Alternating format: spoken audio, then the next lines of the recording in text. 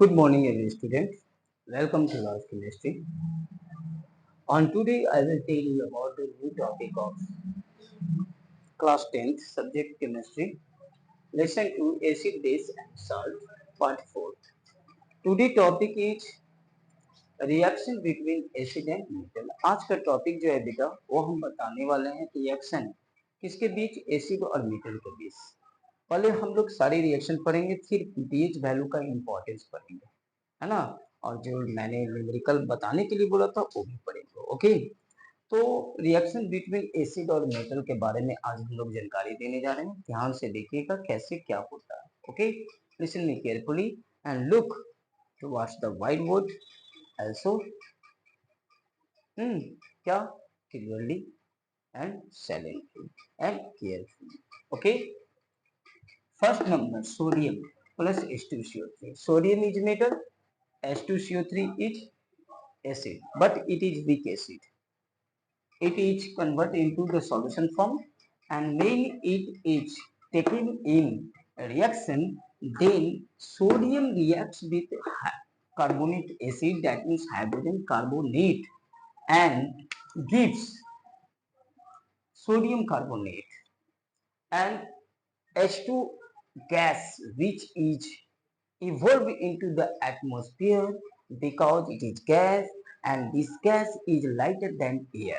Lighter than air.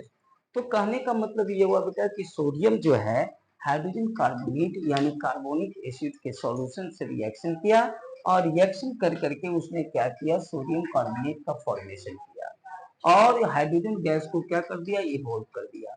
यह hydrogen gas क्या हुआ, एटमॉस्फेयर में क्या हो गया, आपको इवोल्व हो गया। कहाँ चला गया, हाइड्रोजन गैस एटमॉस्फेयर में इवोल्व हो गया, जो आपको क्या होता है कि फिर वापस नहीं आएगा, वो इवोल्व हो गया तो इवोल्व हो गया, ठीक है ना। फिर उसी प्रकार से आपका है क्या चीज, Mg+H2, लेकिन इसको बैलेंस करना है, पहले वाले को बैलेंस करने हैं। सोडियम दो गो है, दो मैंने सोडियम दे दिया, कार्बन एक है, कार्बन एक है, ऑक्सीजन तीन है, ऑक्सीजन तीन है, हाइड्रोजन दो है, हाइड्रोजन दो, बैलेंस हो गया। Without balance that is not correct equation, that is not correct reaction. So balance is very very necessary for every reaction, every equation. Okay, Mg+H2SO4, Mg है, H2SO4 एक्वस बना लिया, H2SO4 को अब reaction किया तो MgSO4 बना और H2, है ना, हाइड्रोजन गैस यहाँ भी आपको क्या हो गया, इवोल्व हो गया। अब यहाँ पे कुछ बच्चा बोलता है सर आपने MgSO4 बना कैसे दिया सर, हाइड्रोजन गैस निकल कैसे गया सर।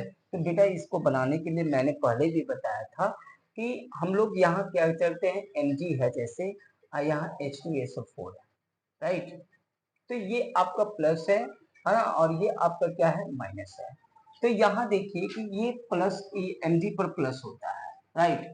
तो प्लस वाला तो आपको माइनस से करेगा ना रिएक्शन, राइट। तो Mg जो है SO4 से करेगा तो SO4 हो गया।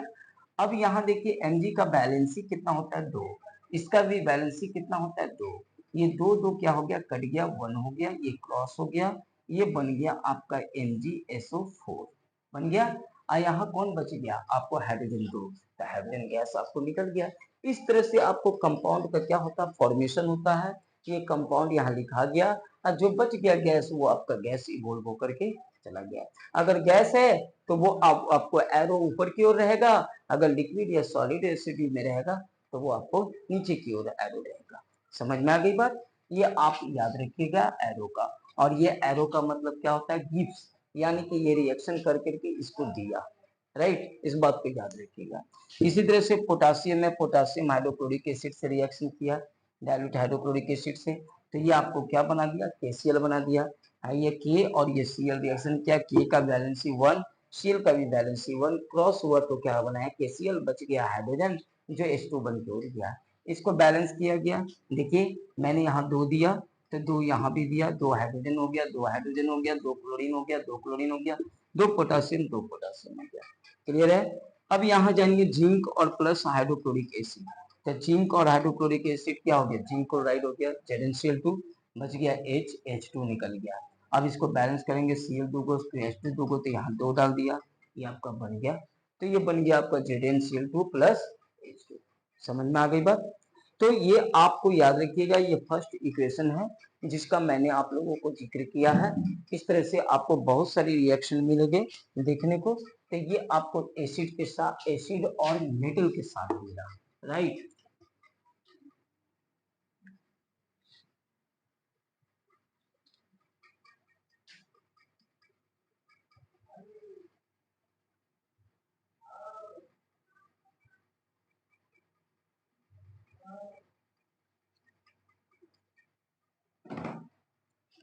अब जैसे आइए acid reaction between acid and base. ये जो इससे पहले वाला रिएक्शन पढ़े वो हम लोग उस रिएक्शन को डिस्प्लेसमेंट रिएक्शन भी करते हैं, क्योंकि वो सारा रिएक्शन डिस्प्लेसमेंट है। जब किसी रिएक्शन में एक एलिमेंट हो और एक कंपाउंड हो तो उसको हम लोग डिस्प्लेसमेंट रिएक्शन के नाम से जानते हैं, ठीक है ना, याद रखिएगा।